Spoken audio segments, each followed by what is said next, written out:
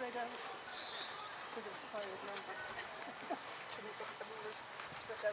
Hello everybody, welcome to the Mall, Longford's largest and most beautiful part of the county. And we're here for a very special occasion. Today is Crinne na nÓg, a day when we celebrate the creativity in all of our children and young people.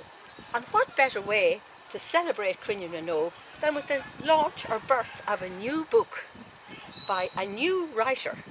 We know Shelley as a photographer, but we didn't know her as a writer. So Shelley is going to tell us a lovely story today. But before we do that, we're going to officially launch Shelley's book here in the park with the Cathaoirleach, or the Mayor of Longford Town, Councillor Peggy Nolan. So Peggy, over to you.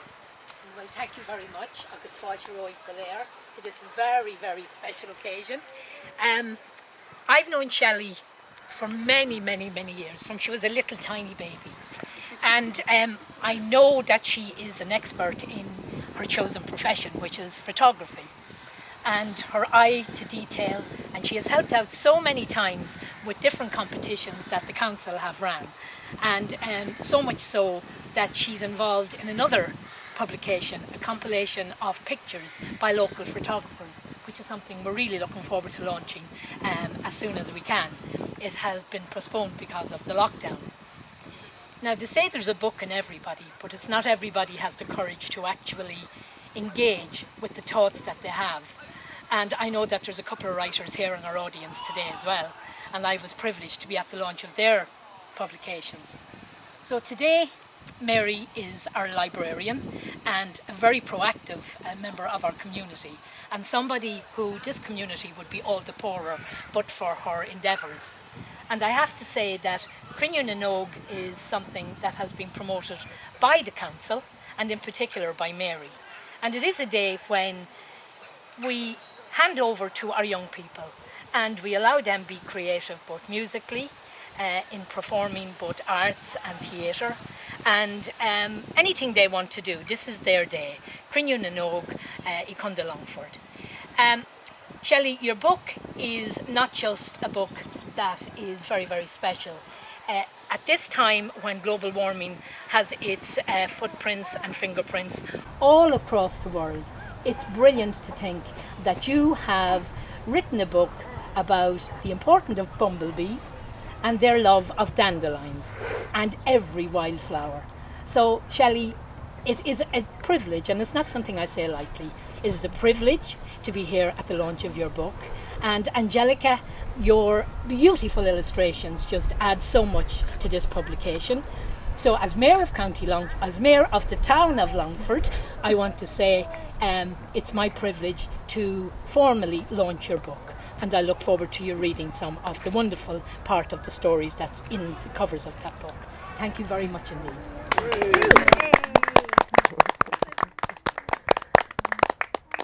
I would love to hear a story. Yes, we love to hear a story from Shelley and Angelica. Hi everybody, and thank you so much, Peggy, and thank you so much, Mary, as well, because this has all been supported by Creative Ireland, so we're delighted for the support. As everybody said, my name is Shelley and I'm the author of the book, and this is Angelica, and she drew the amazing illustrations. So without further ado, we'll just read the story to you. Bridget the wild bumblebee shook off the winter months. It was now spring. She yawned and stretched as she woke from hibernation. Bridget's best friend was Tara the dandelion. Tara and her friends gave Bridget all the food she needed. They were very generous. This helped Bridget do her job. After all, you can't do your job on an empty stomach, can you?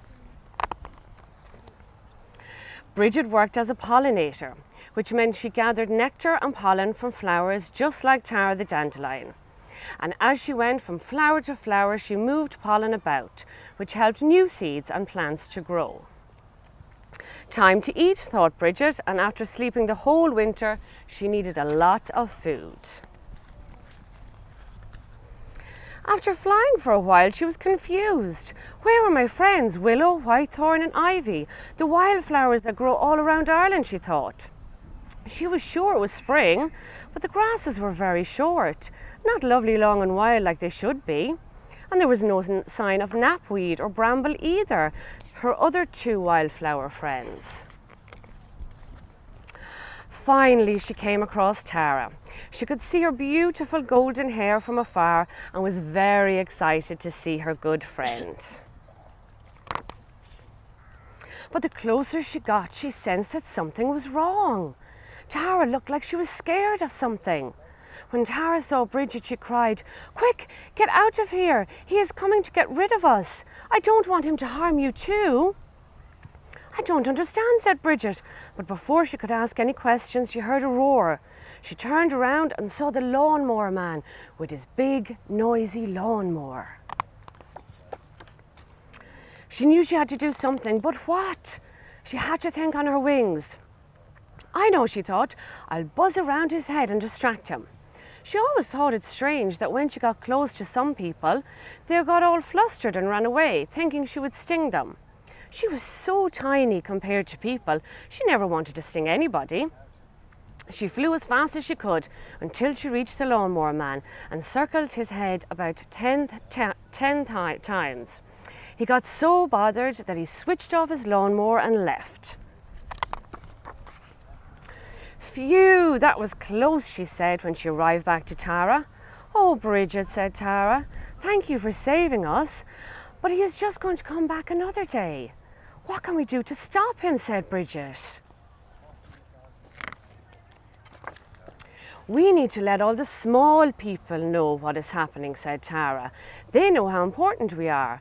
I've seen them in large groups walking around talking about all the fantastic things dandelions and other wildflowers can do.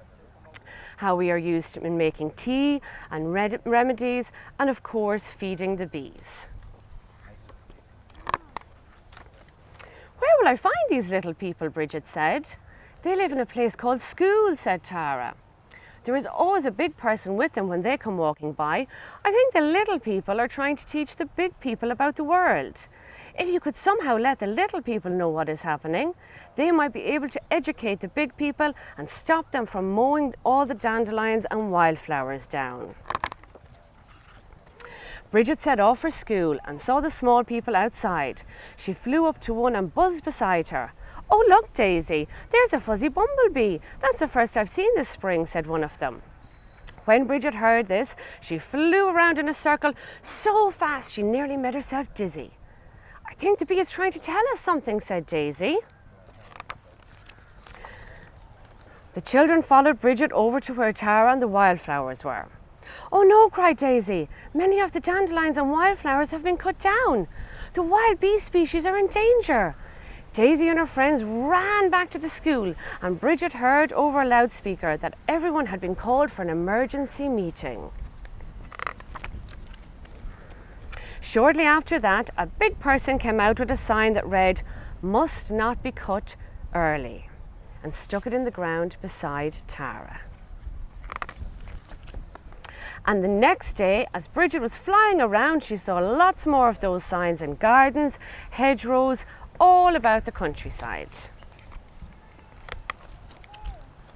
She was so happy that the small people were able to teach the big people how important she was for pollinating fruit, vegetables, flowers and trees, and how necessary the dandelions and wildflowers were for her to feed on.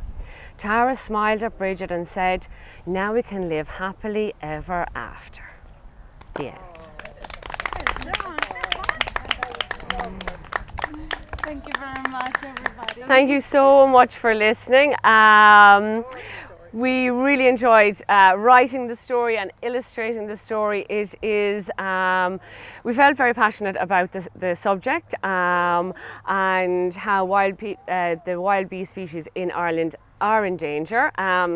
The wild bee species are different to the honeybee species. So the honeybees are looked after by humans, and there's about 50,000 to 60,000 in a hive. They live together. But the wild bees are the ones that do all the pollinating, and they're the ones that provide, I suppose, all our fruit, vegetables, trees, all of that by pollinating them every year. And because they need dandelions and wildflowers to feed on, it's just really important not to cut them down early in spring. You can cut them at some stage, but just not too early, because they hibernate and then they wake up and they need lots of food. And if it's all cut down, obviously then they can't eat and they starve. So yeah, so we were just really, really passionate about the subject. We really loved writing the book, and we hope you enjoyed it. Would you like to say something? And Shelley and Angelica will be visiting all the schools in the county. They've already been out to a number of them, talking to the children, and their book will be going into every school in the county as well, because that's very, very important, and there's a great message there. And thank you so much both to Shelley and to Angelica. It's really a beautiful book and will be a great addition to our collection in the county. So thank you again.